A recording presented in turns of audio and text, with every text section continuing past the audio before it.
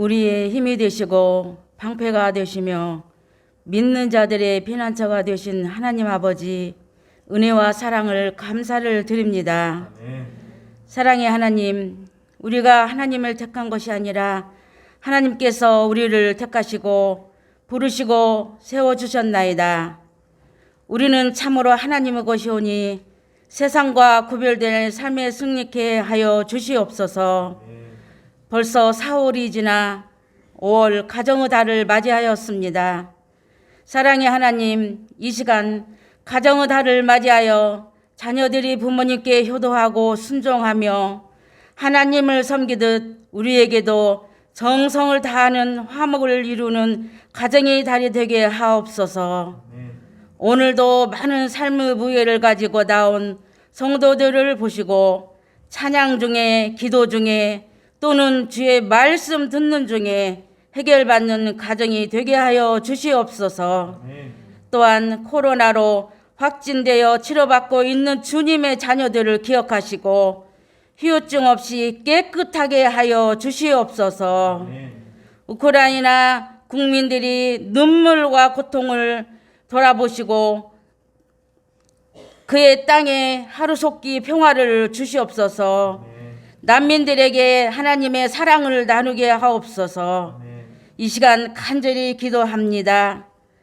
지금까지 성악교회를 사랑하여 주신 하나님 아버지 감사를 드립니다. 주님의 몸된 성악교회가 날마다 주의 말씀으로 일하게 하시고 주의 뜻대로 쓰임받는 성도들이 다 되게 하여 주시옵소서. 먼저 직분자들이 합심하여 이 빈자리가 채워질 수 있도록 기도에 더욱더 힘쓸 수 있도록 주님 긍휼을 베풀어 주시옵소서. 사랑과 섬김이 있는 교회가 되게 하시고 찬송이 넘쳐나게 하옵소서. 보이지 않는 곳에 묵묵히 봉사하는 손길에 은혜와 축복이 있게 하시고 맡은 사명에 충성을 다하는 섬기고 있는 그들에게 축복을 더하여 주시옵소서. 또한 질병과 여러 일들로 예배를 참석하지 못한 성도들에게도 치유와 회복이 있게 하시고 물질적으로 근심과 걱정하는 성도들에게도 평안을 주시옵소서. 사랑의 하나님, 교회를 위해 밤낮으로 기도하시는 담임 목사님에게 영육간의 강건함을 채워 주시옵시고 하나님의 말씀을 전달하실 때 성령의 충만으로 주시옵소서. 말씀의 씨앗이 우리 가슴 깊이 뿌려져 새로운 싹을 틔우고 알찬 열매를 맺을 수 있도록 함께하여 주시옵소서. 함께하여 주실 줄 믿사옵고 살아계신 예수님의 이름으로 간절히 기도하옵나이다. 아멘. 오늘 단을 세우고 물을 부어라, 이런 제목으로 함께 은혜를 나누고자 합니다. 특별히 오늘은 엘리야의 승리에 대한 이야기인데 오늘 말씀을 통해서 여러분의 삶에서 이기지 못했던, 극복하지 못했던 악한 습관들을 이기고 새롭게 태어나는 은혜의 시간이 되기를 간절히 바라고 축복합니다. 구약 성경에 엘리 제사장이라는 사람이 나옵니다. 엘리 제사장을 기점으로 해서 그 가족은 몰락의 길을 갑니다. 한나라고 하는 여자, 정실 부인이었는데 아이를 낳지 못했던 이 여인은 어느 한 시점을 기준으로 해서 그 가문이 영광을 받습니다. 이것은 한 가문의 이야기일 뿐만 아니라 삶에도 분기점이 있습니다. 여러분, 인생을 돌아보면 그 분기점을 중심으로 해서 삶이 회복되어지기도 하고 그 분기점을 중심으로 삶이 약해지는 계기도 있습니다.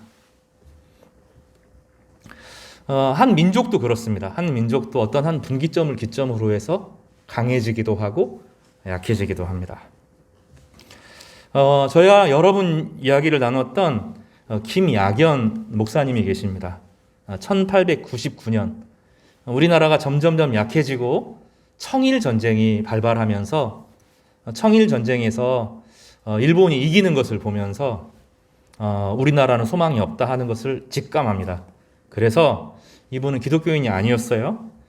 유교와 깊이 뿌리를 박은 분이었는데 김학야견, 김학유, 문병규, 남종구, 윤하연 이렇게 5가정이 집단적으로 땅에 집에 있는 자기 주변에 있는 모든 땅을 다 처분을 해요. 논, 밭, 집 싹 처분을 하고 만도로 이주를 합니다. 그리고 명동이라고 하는 1908년에 명동학교를 세우죠. 동쪽을 밝힌다. 동쪽이라고 하는 것은 우리나라를 말하는데 우리는 여기에서 새로운 나라를 일구겠다. 이렇게 말합니다. 김야견 선생님은 나중에 기독교를 받아들이고 목회자가 됩니다. 여기에서 굵직한 인물들이 다 나옵니다. 1899년이 우리나라의 저는 분기점이었다고 생각을 해요. 이분들이 없었으면 대한민국도 사실은 없었습니다. 과장이 아닙니다. 이분들의 5가정이 명동이라고 하는 곳을 세우면서 거기에서 복음을 받아들이고 조선이 살 수 있는 길이 무엇인지를 깊이 묵상하고 다음 세대를 키웁니다. 문익환 선생님도 거기서 나오고 또 윤동주도 거기서 나오고 송문규도 거기서 나오고 또 그 안에 우리나라의 민주주의를 시작하는 거의 모든 기초가 그 조그마한 명동 학교에서 세워집니다. 어떤 계기를 사고 있는지 지금 나의 결정과 나의 행동이 또 우리의 공동체 모임이 한 시대를 일으킬 수도 있고 한 시대의 몰락을 부추길 수도 있습니다. 어떤 사람들의 모임은 그 모임을 통해서 나라가 망하는 길로 가기도 하고 어떤 사람들의 기도 모임을 통하여서 그 나라가 회복되어지기도 합니다. 성경은 우리에게 계속 그 얘기를 하는데 작은 소수가 진실로 하나님을 경외하면 하나님이 그들을 통해서 그들을 일으키실 뿐만 아니라 그들을 통해 세상 전체를 일으키신다는 거예요. 여러분 믿으시기를 바랍니다. 저는 이거를 믿습니다. 점점점 더 확신하게 되고 점점점 분명히 알게 됩니다. 또 오늘은 이제 그 이야기를 엘리야를 통해서 하나님께서 하시는 거예요. 오늘 본문은 그게 2부분으로 다루어져 있는데 앞부분 사실 우리가 읽지 않았는데 바알 선지 450명이 자신의 바알을 부르는 장면이 나오고요. 그 뒷부분은 엘리야가 기도할 때 하나님의 응답이 일어나는 것을 보게 됩니다. 간단하게 좀 먼저 살펴보면 이 바알의 선지자들은 몇 가지 특징들을 보여주는데 여러분 우리가 경험하는 일들입니다. 그들은 숫자가 엘리야보다 압도적으로 많았어요. 450대 1이었습니다. 하나님은 숫자로 일하시지 않습니다. 따라서 해볼까요? 하나님은 숫자로 일하시지 않는다. 숫자를 보면 안 됩니다. 하나님은 숫자와 돈으로 일하시는 분이 아니십니다. 필요하지요. 또 필요하고 하나님께서 그 일들을 멈추실 때는 이유가 있습니다. 중요한 것은 숫자와 돈을 보면 안 되는 거예요. 여러분 숫자를 의지하지 마시고 돈을 보지 마시고 지금 있는 수치를 가지고 여러분을 평가하면 안 됩니다. 다시 한번 따라서 해볼까? 영혼은 무게로 재어지지 않는다. 영혼은 숫자로 환산되지 않습니다. 영혼의 무게는 하나님만이 가지고 계시고 그 영혼의 무게가 온 우주를 결정하는 것입니다. 숫자로 하나님께서는 그들이 아무리 숫자가 많고 그 열정을 다해서 기도해도 듣지 않으셨습니다. 따라서 해볼까요? 하나님은 열정으로 일하시지 않는다. 열정은 되게 중요하죠. 복음을 따라서 하는 동안 열정이 없이 힘이 없이 일할 수는 없어요. 그런데 그것 자체가 힘을 만드는 것은 아닙니다. 이 450명이 여러분 춤을 추는 걸 한번 살펴보십시오. 우리가 지금 적은 숫자인데 450명의 숫자를 한번 생각해 보세요. 가운데 단을 쌓고 바알을 부릅니다.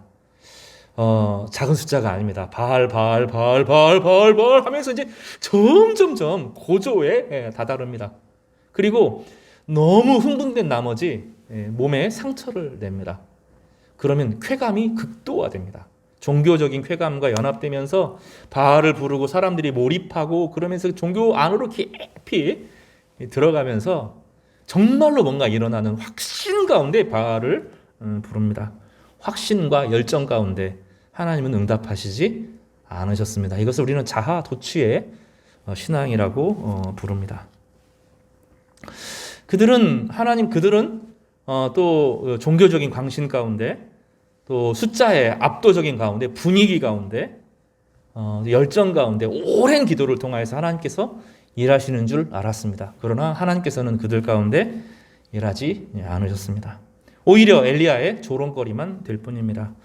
오늘 우리가 살펴보려고 하는 것은 그러면 하나님께서 어떻게 응답하셨느냐, 그것에 집중해서 본문을 살펴보려고 합니다.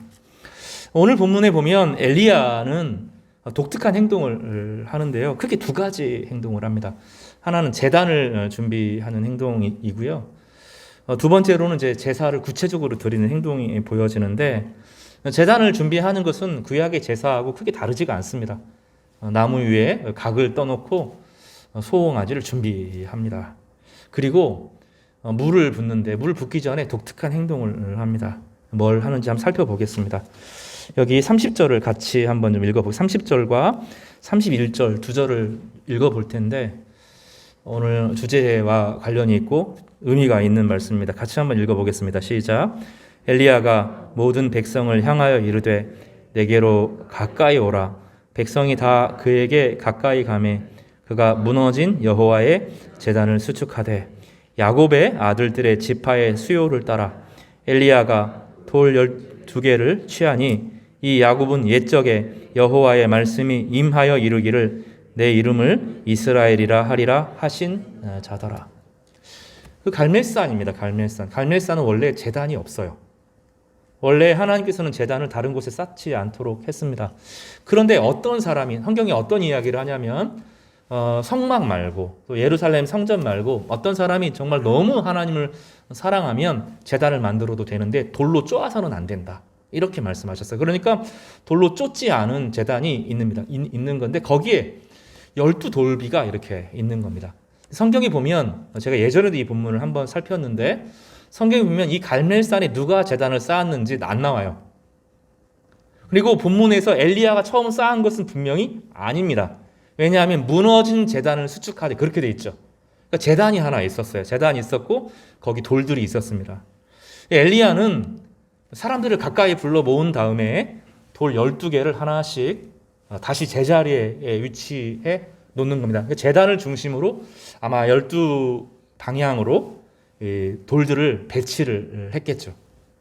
하나하나 돌을 쌓는 겁니다. 그리고 뭐라고 표현하냐면 성경에서 자세하게 설명을 하는데 야곱의 12아들들, 그 아들들의 이름을 따라서 그리고 그 야곱의 근원을 이야기하면서 야곱은 이스라엘이라 이렇게 설명합니다. 이스라엘의 12아들들의 이름을 따라서 제단을 쌓았다는 거예요. 가까이 와서 그것을 보도록 합니다. 제단을 쌓으면서 뭐라고 할까요? 에브라임 이렇게 불렀겠죠? 제단을 쌓으면서 거기 이름이 쓰였을 수도 있고 이름이 안 쓰여져 있어도 아마 엘리야는 이것은 에브라임 지파를 위한 제단입니다 하고 쌓았을 거예요. 또 이건 므낫세 지파를 위한 것이다 이렇게 쌓았을 것입니다. 이건 유다 지파를 위한 돌입니다. 이건 베냐민 지파를 위한 돌입니다. 이렇게 쭉 설명을 하면서 이 모두가 한 야곱, 한 이스라엘에게서 나왔는데 하나님께서 이들에게 말씀으로 이스라엘이라고 불렀다고. 하나님을 이긴 자, 이스라엘이라는 말은 그런 뜻이거든요. 하나님을 이긴 자, 기도로 이긴 자 그런 뜻입니다. 기도의 응답을 통해서 세상을 가진 자, 하나님의 제사장으로 세워진 자 그런 이름을 갖습니다.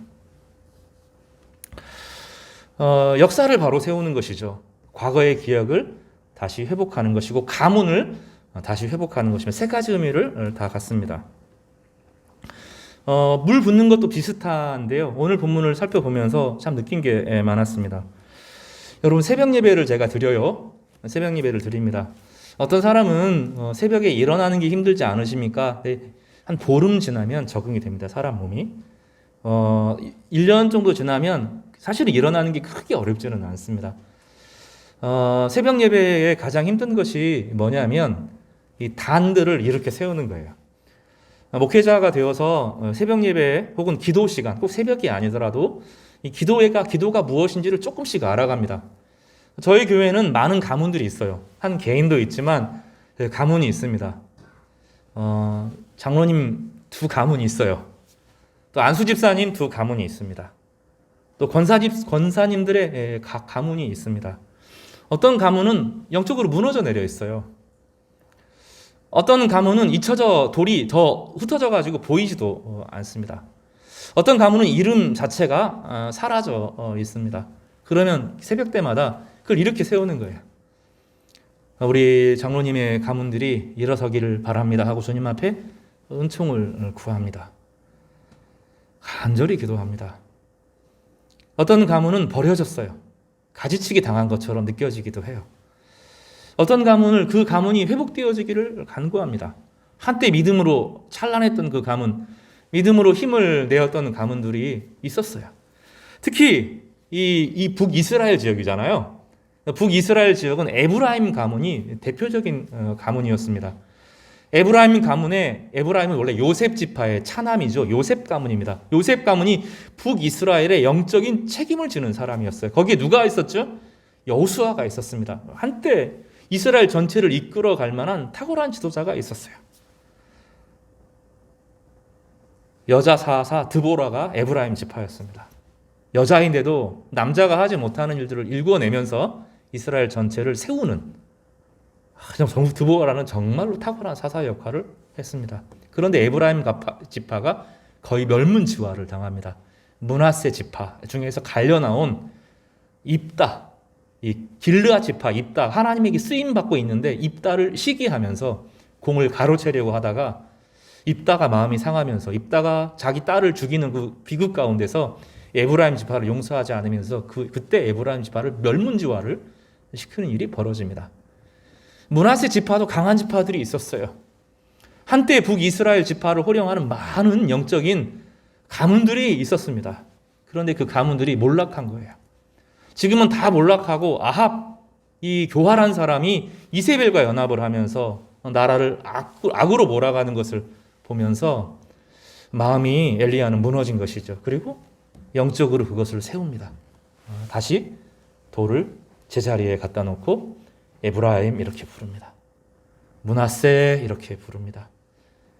유다 이렇게 부릅니다. 베냐민 이렇게 부릅니다.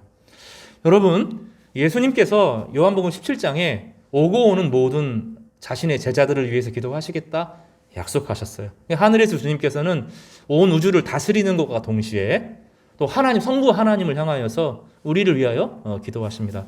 그 기도를 따라서 부름받은 사람들은 기도의 책무를 맡은 거예요. 목회자는 설교를 하는 사람 이전에 이 가문들을 위해서, 믿음의 가문에 돌들은 세우는 사람들입니다. 그래서 이름을 불러가면서 기도를 합니다. 전성현 장로님의 가문을 위해서 기도합니다. 박정우 장로님의 가문을 위해서 기도합니다. 한 세대뿐만 아니라 그 가문을 통해서 우리 한나처럼 어떤 사람은 그 사람을 통하여서 다음 세대가 신앙의 몰락의 길을 가는가 하면 어떤 사람은 그 사람을 통하여서 신앙이 영적으로 성장하는 것이죠. 한나의 가문은 사무엘을 거치더니 사무엘의 두 아들이 아니라 다윗 가문을 일으켜 세우는 엄청난 역할을 감당합니다. 여러분의 인생을 생각을 해보세요. 우리는 한 사람만 책임지는 것이 아니라 나의 인생을 분기점으로 해서 나의 후손들이 내 주변의 사람들이 믿음으로 일어날 것인가? 그렇지 않을 것인가? 결정될 겁니다. 지난주에 살펴보았던 것처럼 영적 전쟁은 시대마다 달라요. 오늘 이제 어린이들과 그 얘기를 했는데 제가 인도네시아에 있는 한 유튜버를 압니다. 되게 가끔 보면 되게 유쾌하고 재밌는 어떤 성격 밝은 애가 나와요. 독특한 기부한 인생을 살다가 젊은 애인데 한국 애가 호주에 살다가 호주에서 사기를 맞고 어찌어찌 가난한 거기에서 가까운 곳에 가다 보니까 인도네시아에 혼자 정착을 한 겁니다. 가난하고 돈도 별로 없는 아이가 인도네시아 한 가정 가운데 들어가서 유튜버 활동을 하는데 사람들이 찌질해요, 되게 이 친구가. 찌질한 유튜버를 보면서 막 너무 좋아하고 잘난 사람이 아니라 불쌍하게 사는 게 좋아서 그 유튜버를 봅니다. 근데 거기서 이제 인도네시아 사람들이랑 어울려 살아요. 근데 거기서 이제 어떤 일들이 나오냐면 그곳은 지금도 사람이 아프면 무당을 찾아갑니다. 무당이 기도해주면 나아요. 절기를 따라서 그 절기를 안 지키면 아파요. 예전에 우리나라도 그랬잖아요. 예전에 한 100년 전에 다 그랬다고요. 속이는 거죠. 지금은 우리나라는 그렇게 안 해요. 코로나 걸리면 무당에게 찾아가지 않습니다. 그게 다 거짓말인 걸 알거든요. 우리는 지금 어떻게 하죠? 약국 가고 병원 가면서 치료를 받습니다. 그런 시대가 있어요. 미혹의 시대가 있어서 우리도 한때 그 시절을 겪으면서 선교사들이 약을 통해서 온 과학을 주장하는 하나님을 통해서 세균을 알려주면서 그 영적인 싸움을 이겨냈어요. 우상들을 몰아내고 무당들을 몰아냈다고요. 지금 무당이 복귀하는 시대가 됐잖아요. 참 어처구니가 없어요. 그런가 하면 한때는 불교나 유교하고 대결한 시절이 있었습니다. 저희 원로 목사님이 저 위봉에서 목회하실 때 그때 거기는 불교가 강했어요. 그래서 저희 그 원로 목사님은 어떻게 불심이 강한 마을과 싸웠냐면 새벽에 기도하시면서 불심과 싸웠어요. 저 절이 무너지게 해주십시오. 싸웠어요. 저 절에 사람들이 오지 않게 해주십시오. 싸웠어요. 새벽에 목탁을 4시, 5시에 친다는 거예요. 그러면 하나님 있는 사람으로 더 일찍 해야죠. 열심을 내서 일찍 일어나서 새벽 예배를 드렸어요. 그리고도 힘이 부족하다 생각하셔서 산내끼라 그러죠. 전라도 사투리로. 이거를 꿰어가지고 예수님 있는 사람들에게 이렇게 다 연결을 한 거예요. 연결을 해서 거기에 깡통을 달았습니다. 그래서 아침마다 이걸로 흔들어서 깨웠어요. 새벽에 다 와서 기도하면서 불심과 맞서 싸우는 시기가 있었어요. 그렇죠. 또 한때는 우리가 공산주의와 맞서 싸우는 시대가 있었어요. 유물론이 깊이 들어오지 않도록 맞서 싸우기도 했습니다. 지금은 의미가 없어졌어요. 왜냐하면 공산주의가 러시아가 몰락되면서 무너지고 공산주의가 아니라 결국은 돈이 이기는 사회가 되어서 지금의 시대는 그런 싸움들은 아무것도 아니에요. 무당과 싸우는 거, 공산주의 이런 게 지금의 싸움이 아니라 돈과의 문제고요. 더 심각한 것은 따라서 해볼까요? 무관심. 다시요, 무관심. 여러분이 어릴 때 대부분 다 종교를 가지고 있었어요. 그렇죠? 지금은 청소년 시대로 넘어가면 80%가 무교입니다. 아무것도 안 믿는 아이들이에요. 20% 안에서 기독교, 캐톨릭, 불교, 유교, 이슬람교가 나눠지는 거예요. 지금은 안 믿어요. 아무것도 안 믿습니다. 막연하게 과학을 신봉하다 어려우면 무당을 찾아갑니다. 타로점을 봅니다. TV에 의존합니다. 그런 시대가 되었어요. 지금 제가 이야기하려고 하는 것은 무엇이냐면 영적인 전쟁이 있다는 거예요. 영적인 전쟁은 더 훨씬 심각한데 지금의 영적인 시대는 돈이 지배하는, 세상은 하나님이 지배하는 것이 아니라 결국은 돈이 지배한다. 세상은 하나님이 없으니까 무관심해도 된다. 믿으면 안 된다. 그것은 미신이다. 이렇게 치부하는 거죠. 그러면서 사람들이, 여러분의 다음 세대들은 그렇게 무너져 갑니다. 이 무신, 무교가 아니라 무신교, 아무것도 안 믿는 그 안에서 서서히 무너져 가는데 제일 무섭습니다. 사탄이 저 무당이나 그런 걸 쓸 때가 있었어요. 무당을 쓰기도 했고 공산주의를 사용할 때도 있었고 지금은 그게 힘이 그것보다 훨씬 쓰는 게 이 돈하고 무관심을 사용합니다. 그래서 우리가 복음이 어려워요. 그럴 때 엘리야는 이 악한 세상과 이 당시 엘리야 시대는 근데 원리는 이 양상은 달라도 원리는 같은 거예요. 어떻게 이기느냐 한 원리는 동일하다는 거죠. 엘리야는 어떻게 합니까? 단을 다시 쌓았어요. 여전히 타인을 위해서 교회 안에 있는 믿음의 가문들을 위해서 기도하는 것은 그래서 중요합니다. 여러분 이름을 부르면서 기도하십시오. 그 가문이 그 사람을 통해서 그 성도를 통하여서 믿음의 분기점을 가지고 한나처럼 일어날 수 있도록 기도해 주시기를 바랍니다. 이름을 불러서 기도하는 거예요. 그래서 이 엘리야가 이 하나하나 사람들을 가까이 불러 모으고 이것은 에브라임이다. 이것은 베냐민이다. 그리고 이 모든 것의 뿌리는 야곱인데 야곱은 하나님이 그에게 이스라엘이라고 하는 이름을 주어서 새롭게 생겨난 사람들이다. 이렇게 말하는 거예요. 우리는 다 어떻게 태어났습니까? 어머니 뱃속에서 태어났지만 거듭났잖아요. 거듭났죠. 거듭난 것은 어떻게 난 겁니까? 예수 그리스도를 통해서 하늘 아버지를 믿게 된 거죠. 하나님이 우리의 아버지시고 예수 그리스도께서 우리 죄를 위해서 죽으셨다는 것을 고백하는 거죠. 그 안에서 우리에게 생명이 임했음을 통해서 우리가 거듭났잖아요. 거기서 우리가 시작했잖아요. 우리가 얼마나 죄인이었는지 비로소 알게 되고 우리의 죄와 사망을 예수 그리스도의 십자가가 어떻게 이겼는지 우리의 운명이 영원히 죽을 수밖에 없지만 십자가를 통하여서 어떻게 생명을 얻었는지 거기서 우리가 영적인 출발을 했잖아요. 그래서 이 이름을 부르면서 그 가문의 출발로 돌아가도록 하는 거예요. 저는 매일 그 일을 합니다. 여러분 이름을 저희 교회가 아직 크지 않아서 가능한 것 같아요. 그리고 조금 더 커도 가능할 것 같아요. 한 분 한 분 이름을 부릅니다. 장로님 이름을 먼저 부를 때도 있고 어린아이들 이름을 부를 때도 먼저 있습니다. 그 아이들 이름을 한 명씩 부르면서 이 아이들이 믿음의 가문을 일구기를 간절히 바라요. 여러분이 믿음의 가문에 일어선 거성이 되시기를 바랍니다. 여러분 정말로 그렇게 되기를 바라요. 우리 이 시대는 정말로 악합니다. 사탄이 쓴 수많은 방법 중에 이 돈과 무관심, 세상에는 신이 없다라고 말하는, 죽으면 뇌가 끝나고 의식이 끝나면 영혼도 사라지고 의식도 사라진다고 이 마음이 지금 젊은이들의 마음을 완전히 휘어잡았어요. 여러분 같이 종교적인 사람들이 아니에요. 아이들은 과학주의에 살고 있고 과학세계 안에서 하나님을 경험할 수가 없어요. 어떻게 이렇게 세워요? 믿음의 가문을 이렇게 세우는, 돌들을 세우는 방식으로, 그 형제 자매들을 위해서 기도해 주는 방식으로 함께 세워나가는 것입니다. 하나님께서 사사시대에 한 가문이 몰락하면, 한 가문이 약해지면 다른 가문을 사용하셔서 전체를 지켰어요. 이 사사기의 특징이거든요. 모두가 함께 잘할 때가 별로 없었어요.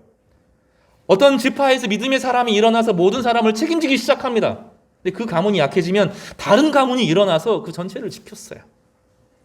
서로가 서로에게 그렇게 책임을 지는 방식으로 하나님께서 이스라엘 공동체를 지켜오셨던 거예요. 여러분, 나 괜찮겠지, 누군가 기도해 주니까 괜찮겠지, 그걸로 안 된다는 거예요. 이제는 여러분이 기도해 주셔야 돼요. 여러분이 그 가문들을 일으켜 세워주시도록 기도해 주시기를 바랍니다. 그럴 때 하나님께서 엘리야의 기도에 응답하셨던 것처럼 우리의 기도에 응답하시고 우리를 회복시켜 주실 것입니다. 또 하나, 이 단을 쌓는 것은 역사를 바로잡는 과정입니다.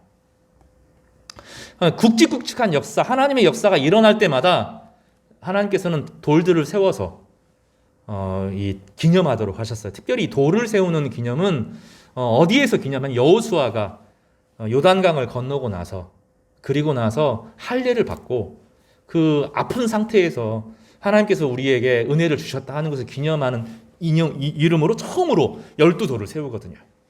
그거를 누군가 갈멜산에서 재현을 한 거죠. 우리는 기억을 바로 잡아야 돼요. 여러분이 가지고 있는 나에 대한 기억, 여러분 자신에 대한 아름다운 기억이 무엇입니까? 교회에 대한 기억. 또 아니면 여러분의 인생을 살면서 어떤 기억이 여러분을 가장 많이 붙들고 있어요? 사람마다 다 다르거든요. 사람마다 어떤 어릴 때 상처받은 사람은 여전히 엄마 문제, 또 어릴 때 엄마가 좋았던 사람은 여전히 어머니를 그리워하는 그 기억이 우리를 꼭 붙잡고 있습니다.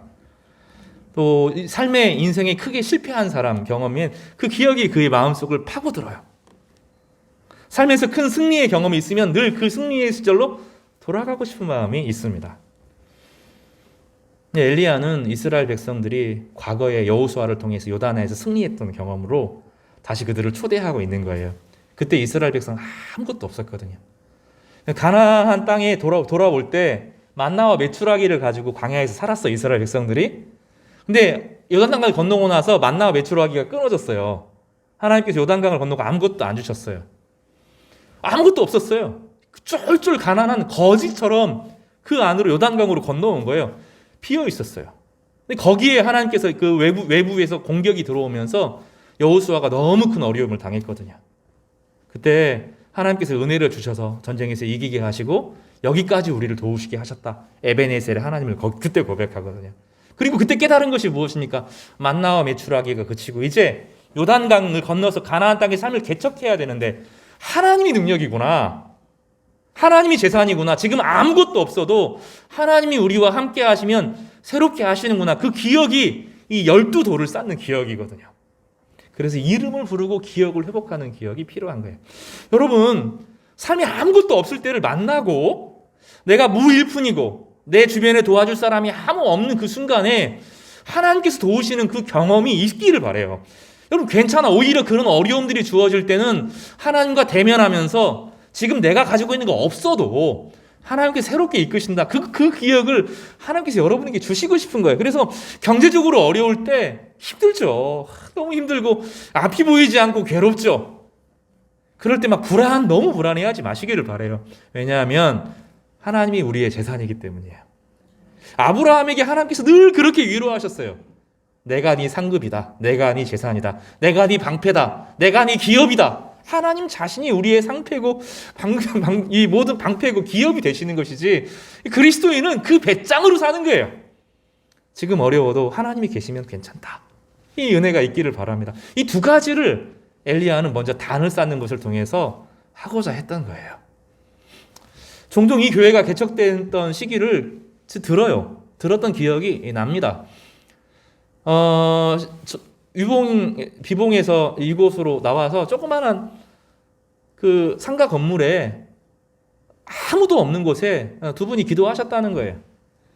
앞에 계단은 2층에서 예배를 드리셨는데 계단을 타고 밖에서 새벽에 지나가는 사람들이 뚜벅뚜벅 하는 소리가 들린다는 거예요. 그럼 혹시 저분이 교회 올까? 저분이 교회 올까? 이랬다는 거예요. 굶기도 많이 굶었어요.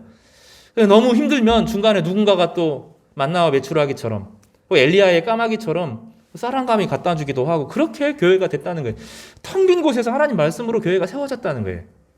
교회는 그렇게 세워집니다. 교회만 그렇게 세워지는 것이 아니에요. 하나님의 가정도 다 갖춰놓고 시작하는 게 아닙니다. 요즘 젊은이들이 너무 두려워해요. 결혼을 못합니다. 사랑도 못해요. 내가 지금 사랑해가지고 내가 결혼해가지고 뭘 책임져 이렇게 생각하니까 아무것도 못한다는 거예요. 근데 그렇게 결혼하는 게 아닙니다. 사랑으로 일구어져요. 사랑으로 일구어지고 사랑으로 만들어져요. 이 꼰대 같은 소리가 아니라 하나님의 말씀이 능력이 있어서 말씀이 우리 가운데 채워지면 오늘 시편 81편 묵상처럼 입을 크게 벌리면 채워줄 것이라고 약속했으나 안 했다는 거예요. 하나님께서 우리에게 채워주는 영역이 존재한다는 겁니다. 우리가 일을 계획할 때 하나님이라고 하는 변수를 고려하지 않고 일을 해요. 너무. 이게 무슨 얘기냐면 사업을 할 때 하나님이 도우시면 할 것이다. 요 영역이 있어야 되거든요. 하나님이 막으시면 못한다. 요 영역이 늘 있어야 되거든요. 그래서 우리로 하여금 너무 겸손하지 않게, 너무 교만하지 않게, 너무 좌절하지 않게 그 영역을 남겨둬야 되거든요. 사랑하면 사랑하면 돼요. 하나님께서 그 가정을 사랑을 통해서 만들어주시고 엮어주셔서 아름다운 결실로 나아가게 하시는 거예요. 겁에 질리면 안 됩니다. 그리스도인들은 공포에 빠져 있으면 안 돼요. 패닉 상태가 되면 안 됩니다. 왜냐하면 하나님이 거기 개입하실 수 있기 때문이에요. 그거 가르치는 거예요. 이게 엘리야가 돌을 쌓는 의미는 크게 두 가지가 있는 거예요. 하나는 뭐라고요? 그 지파들의 가문을 세워나가는 것과 더불어서 과거에 하나님이 도우셨던 것처럼 에벤에셀의 하나님이셨던 것처럼 여호수아를 도우셨던 것처럼 빈 마음에 찾아오셔서 채우셨던 하나님께서 역사하신다는 거예요. 우리 안에 이 돌비가 세워지기를 바랍니다. 여러분 세우셔야 돼요. 그런가 하면 이제 두 번째로 살펴볼 것은 물을 붓습니다. 참 엘리야가 독특한 행동을 하는데 우리는 절대 그 전에 물을 볼 때는 물이 넘쳐서 제단과 이 모든 곳이 콸콸콸 넘쳤다. 제가 거기에 주목해서 봤어요. 근데 오늘 본문에 보니까 조금 더 그거보다 더 다른 관점이 있더라고요. 오늘 본문에 보면 이렇게 되어 있어요. 33절과 34절을 한번 같이 읽어볼까요? 시작. 또 나무를 버리고 송아지의 각을 떠서 나무 위에 놓고 이르되 통 넷에 물을 채워다가 번제물과 나무 위에 부으라 하고 또 이르되 다시 그리하라 하여 다시 그리하니 또 이르되 세 번째로 그리하여 하여 세 번째로 그리하니. 자, 그러면 통이 4개밖에 없었을까요? 더 있었을 거예요. 근데 통 4개를 가지고 몇 번 붓죠? 3번 부으면 우리 숫자 해볼까요? 몇 개를 부은 겁니까? 몇 통을 부은 거예요? 12통을 부은 거죠. 붓기는 3번 부었죠. 4개씩 나누어서 3번을 부었으니까 12통을 부은 겁니다. 다시 12이 나오죠. 아까 12돌비를 세웠다면 이제 12통을 가지고 물을 붓습니다. 이 물을 붓는 것은 크게 두 가지 의미를 갖습니다. 하나는 회개의 의미를 가지고 두 번째는 헌신의 의미를 갖습니다. 회개와 헌신이죠. 엘리야는 그 물을 부으면서 자기의 마음도 함께 담아 붓는 거예요. 이 물을 붓는다는 건 생명을 담아서 드린다 의미도 같이 있습니다. 물을 부으면서 자기의 피를 거기다 다 쏟는 것과 같아요. 자기 열정을 거기에 다 붓는 것과 같습니다. 두 돌비를 세우는 것처럼 비슷한 의미를 갖는데 이스라엘 전체를 위해서 회개의 기도를 드린다 이렇게 생각할 수 있겠습니다. 엘리야가 3년 반 동안 했던 것이 무엇인지를 보여줘요. 엘리야는 12지파들을 전체를 짊어지면서 물을 붓는 심정으로 자신의 모든 혼을 육체를 다 쏟는 것처럼 붓습니다. 엘리야를 하나님께서 왜 데려가셨을까? 오래 묵상을 해보는데 2명밖에 안 되잖아요. 구약 시절에 그 에녹을 하나님께서 데려가시고 엘리야를 죽음을 보지 않고 데려가시거든요. 저는 이미 생명이 다 쏟아졌다고 봐요. 그 이스라엘을 향한 그 열망과 열정이, 생명이, 목숨이 이미 다 쏟아져서 이 땅에 남아있지 않은 거예요. 이스라엘 백성을 위해서 자신의 생명 전체가 쏟아 부어진 거예요. 그의 삶이.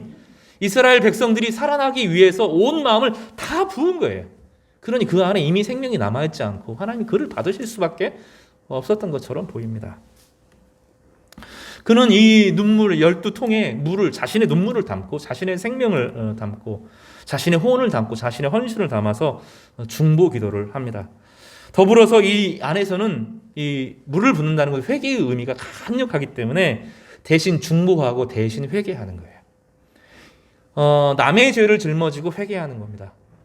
예수 그리스도가 하신 것이 남의 모든 죄를 짊어지고 대속하시죠. 엘리야는 대속하는 사람은 아니에요. 자기가 죽어서 그 자신의 죽음으로 다른 사람의 죄를 속할 수 있는 그런 사람은 아닙니다. 엘리야는 뭐 하는 거죠? 대신 회개하는 거죠. 이것을 우리는 중보라고 불러요. 그는 이스라엘의 12지파의 죄를 자신의 죄인 것처럼 짊어지고 하나님 앞에 쏟아냈다는 거예요. 그리고 이스라엘 지파들이 다시 회복될 수 있는 유일한 길이 무엇인지를 이스라엘 백성들에게 보여주는데, 물을 쏟듯이 자신의 삶 전체를 하나님께 드리면 살아난다 하는 것을 보여주기 위해서 하신 것입니다. 하나님은 엘리야의 말에 보증하셨어요. 나중에 불로 태우시고 하나님께서 제단을 받으셨을 뿐만 아니라 비를 내리시죠. 그죠? 비를 내리셔서 너희들이 하나님 앞에 돌아오고 엘리야처럼 엘리야의 마음으로 하면 내가 전체를 축복하겠다 약속하시는 거예요. 근데 이스라엘이 안 받습니다. 그거를 못 받고 안 받습니다. 그래서 회개하지 못하고 온전한 회개를 누리지 못하는 비극을 경험하게 됩니다. 여러분, 여러분의 자리는 어디입니까? 제단을 쌓는 자리에 여러분 계십니까? 물을 쏟아내는 자리에 여러분 계십니까? 여러분은 어떻게 기도하고 계십니까? 엘리야 같은 사람이 있는 한 공동체는 반드시 살아납니다. 또 하나님께서는 엘리야 같은 사람들을 이 말씀을 통해서 초대하시는 거예요. 누군가 엘리야처럼 기도하고 그를 통해서 여러분의 가문을 세우는 사람이 되기를 바라는 거예요. 여러분 그 믿음의 가문으로 세워지기를 주님의 이름으로 축복합니다. 본문을 살펴보면서 한 가지 중요하게 빠뜨려서는 안 될 부분이 있어요. 이해가 안 되는 본문이 18장을 보면서 이 본문을 보면서 납득이 안 가는 것이 한 가지가 있었습니다. 뭐냐면 오바다입니다. 오바다가 뭐라고 그랬냐면 내가 100명의 선지자를 50명씩 숨겼다 이렇게 말하지 않았어요? 그렇죠. 여러분 18장이 그 얘기가 나오잖아요. 그죠? 18장 앞에 보면 엘리야와 아합이 만났을 때 내가 50명의 선지자를 두 곳씩 해서 나누어서 동굴에 숨겼다는 거예요. 이 본문을 보면서 제가 참 안타까운 것이 무엇이냐면 엘리야도 이해가 안 되는 부분이 하나가 있고 이 선지자들에도 납득이 안 되는 것도 한 가지가 있어요. 이 사람들 지금 어디 갔지? 이런 생각이에요. 지금 영적인 대결이 이루어지고 있지 않아요? 일생일대 이스라엘의 운명을 건 운명이고 또 하나님이 여호와가 하나님이냐 바알이 하나님이냐 그 결정을 하는 중요한 영적인 전쟁이 지금 벌어지고 있잖아요. 그죠? 이 사람들 지금 어디가 있을까요? 저는 제가 엘리야라면 이제 하나님께서 엘리야를 이렇게 사용하셨지만 제가 엘리야라면 저는 엘리야처럼 사역을 안 할 겁니다. 저는 사무엘처럼 사역을 할 것 같아요. 사무엘은 동일한 상황에서 어떻게 사역을 했어요? 베델과 길갈과 단을 돌아다니면서 순회 사역을 하고 말씀을 가르치는 사역을 해서 미래를 내다보았잖아요. 그렇죠? 저 같으면 이 100명의 선지자들 데리고 성경 공부했을 거예요. 구약의 말씀으로 돌아가서 했을 거예요. 근데 이 사람들이 반응을 하지 않았던 것 같아요. 하나님의 말씀으로 나오라고 하고 지금 영적인 상황이 중요한 일이 벌어졌는데 이세벨이 너무 무서웠든지 아니면 영적인 침체가 너무 심해서 무너졌든지 정말로 중요한 일이 벌어지고 있는데 방관하고 있어요. 만약에 이 100명의 선지자들이 엘리야에게 반응하고 믿음으로 일어서고 함께 하나님의 은혜를 꿈꾸었다면 아마 이스라엘의 역사는 완전히 바뀌었을 거예요. 이 본문을 보면서 이 본문 없어도 앞부분에 오바다 이야기가 없어도 되거든요. 그냥 엘리야가 아합과 맞서서 영적으로 이겼고 하나님께서 불을 내리셨다 그렇게 하면 되는데 굳이 100명의 얘기가 나오고 이후에는 없어요. 19장 이후로 전혀 이 100명의 선지자들 이야기가 거론되는 것이 없어요. 지금 영적인 전쟁이 벌어지고 있는 것에 대해서 무관심하고 자기를 살피고 자기 혼자 세계로 들어가고 공포에 질리고 과거로 사로잡혀서 실제로 하나님의 역사를 바라보지 못할 때 이들은 역사 속에서 사라져버리고, 이스라엘도 엘리야 엘리사를 거치고 나서는 사실은 망하는 거예요. 이스라엘 역사는 엘리야 엘리사로 끝나요. 나중에 요나가 나오지만 요나는 큰 역사를 이뤄내지 못하고요. 하나님께서 오히려 너 북이스라엘 신경 쓰지 말고 저기 아수르 신경 써, 이렇게 하면서 역사가 종결됩니다. 다시 말하지만 하나님의 역사는 시간적으로 딱딱딱 고정된 운명이 아니에요. 성경은 운명론을 말하는 것이 아닙니다. 믿음으로 어떻게 반응하느냐에 따라서 믿음으로 세워지고, 믿음으로 반응해야 될 때 멈추게 되면 하나님의 역사가 그 사람을 기점으로 해서 무너지는 거예요. 기회가 왔는데도 잡지를 못하면 무너지는 거예요. 이 사람들은 하나님의 보호를 받은 100사람이 있잖아요. 하나님의 능력을 경험한 사람이잖아요. 하나님께서 그들을 오바다를 통해서 숨겨주셨잖아요. 그 위기와 어려움들을 견디게 하셨잖아요. 그러면 이 영적인 싸움이 벌어졌을 때 좀 앞으로 나서면 안 될까요? 이 본문을 보면 18장에 참 많은 군상들이 그려집니다. 아합과 같이 대적하는 사람이 있어요. 그죠? 그런가 하면 엘리야와처럼 하나님을 향하여 하나님을 향한 열정을 가진 사람이 있어요. 그런가 하면 이스라엘 백성들이 존재하죠. 이스라엘 백성들은 잠깐 하나님께서 일하시는 것처럼 보여하고 무관심하고 떠나버립니다. 순간적인 충격은 받았지만 이스라엘 백성들은 회개하지 않습니다. 이스라엘 백성들은 이 18장에서 회개하지 않습니다. 그게 회개가 아닌 것을 19장에서 증명합니다. 그들은 잠깐 살펴보았어요. 다 차려지면 그리고 하나 밥 먹겠다, 그거예요. 근데 엘리야는 그게 믿음이 아니라고 말합니다. 함께 단을 쌓기를 바랬어요. 함께 물을 붓기를 바랬어요. 방관자로 멀찌감치 떨어져 있는 것이 아니라 하나님의 은혜로 나아가서, 사실은 엘리야가 기도할 때 같이 기도했어야 되죠. 중보로 기도하고 하나님의 역사가 일어나기를 소망하고 온 이스라엘 백성들 가운데 진정한 부흥이 일어나기를 소망하는 그 일들을 했어야 되잖아요. 근데 그들은 그렇게 하지 않았습니다. 그리고 영원히 역사 속에서 사라지고 이스라엘 역사도 망하게 됩니다. 곧 엘리야 엘리사 거치고 얼마 가지 않아서 아수르에 의해서 망하는 비극을 경험하게 됩니다. 말씀 정리하겠습니다. 하나님은 숫자로 일하시지 않습니다. 우리나라 역사는 저는 그때 봐요. 1899년 김약연 선생님이 사람들을 데리고 조선이라고 하는 나라가 아니라 새로운 나라를 시작해야 된다. 조선이라는 나라가 회복되는, 왕정이 회복되는 방식이 아니다. 나중에 김약연은 스스로 성경을 읽었고 성경 안에 진리를 발견하고 하나님을 깨닫게 되고 스스로 예수 그리스도를 믿게 되고 나중에 그 은혜가 너무 커서 목회자가 되면서 이 용정이라고 하는 곳에 새로운 바람을 일으켰어요. 용정의 스피릿이 나중에 대한민국 임시정부로 가게 되고 거기서 그 헌법이 만들어지고 그 헌법이 우리나라를 지키는 거예요. 여러분, 그 작은 결단, 대단한 사람이 아니에요. 작은 결단, 우리가 작지만 뭐라도 해보자. 이 나라 민족으로 해서 뭐라도 해보자. 그럴 때 역사가 바뀌어요. 역사의 흐름이 물줄기가 바뀌는 거예요. 그런 일이 지금도 일어날 수 있다고 봐요. 이 무관심의 시대, 무종교의 시대, 하나님이 없다고 생각하는 시대, 하나님을 마음에 두지 않을 뿐만 아니라 세상 전체에 하나님이 없다고 말하는, 하나님이 무관심하고 의식이 끊어지면 영혼도 사라진다고 하는 이 위험한 시대에 참된 공동체로 모이고 하나님 때문에 누군가를 사랑하고 하나님 때문에 누군가를 섬기고 중보하는, 이름을 불러가며 중보하고 기도하는 그 사람들을 통해서 하나님은 새로운 공동체를 일으켜 세워주시고 그것이 이 시대에 빛이 되도록 하신다는 것이 성경의 역사이고 성경의 가르침입니다. 오늘 이 말씀이 우리에게 경종이 되기를 바라고 소망이 되기를 간절히 바랍니다. 엘리야처럼 단을 쌓고 이름을 부르고 물을 붓고 참된 회개를 통해서 하나님의 역사를 새롭게 하고 믿음의 가물을 일구시는 우리 귀한 성도들 되시기를 주님의 이름으로 간절히 축복합니다.